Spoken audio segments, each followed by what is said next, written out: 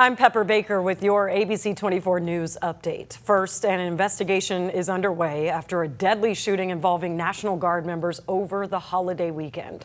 TBI saying members shot and killed a man just hours after July 4th celebrations ended. Now, according to the Tennessee National Guard and Memphis police, officers responded to reports of shots fired just before 4 a.m. Sunday near the intersection of Ida B. Wells Avenue and Gayoso Avenue. Now, police saw several people leaving the area and spotted a man carrying a handgun. They say that man, who's now been identified as 20-year-old Tyron Johnson, ran from officers, leading to a short chase. According to Memphis police, Johnson turned toward the guardsmen while holding the gun, and two National Guard soldiers then fired their weapons, hitting Johnson. The Tennessee National Guard says two Guard medical specialists immediately provided medical aid, but Johnson was pronounced dead at the scene. No law enforcement officers were injured. Now, the TBI says agents are now collecting evidence, conducting interviews, and working to determine the sequence of events before turning their findings over to District Attorney General Steve Mulroy for review. Now, in Bartlett, police are searching for clues after a man was shot to death in northeast Memphis. It happened just before 4:30 Sunday morning near Stella Apartments on River Trace Drive. MPD said the man died at the hospital. Several people have been detained, but there's no word yet on whether anyone has been charged.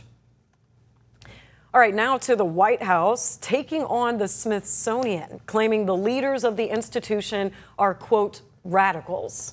Here's ABC's Sophie Flay.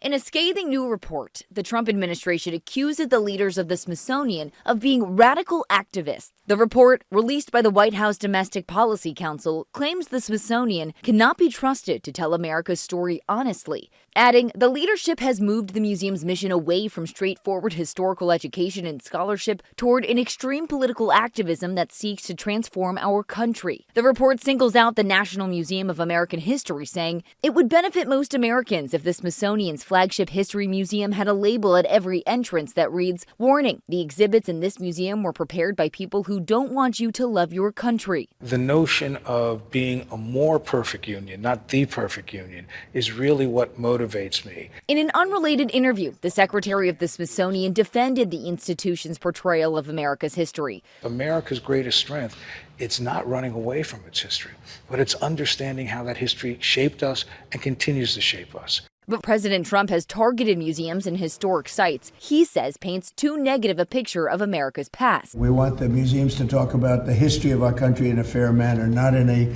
woke manner or in a racist manner. Last Friday, an appeals court cleared the way for the administration to replace the slavery exhibit at this historic home in Philadelphia, where George Washington enslaved 9 people. Critics say the administration is whitewashing U.S. history. The story of slavery must be told here, there, and everywhere, as America acknowledges its 250th anniversary and talk about what a great country it is. The city of Philadelphia is fighting that ruling in court. As for the Smithsonian, it says it has served the public with nonpartisan, independent scholarship for generations and remains committed to doing so. Sophie Flay, ABC News, New York. That was your ABC 24 News update. I'm Pepper Baker. Thank you so much for watching.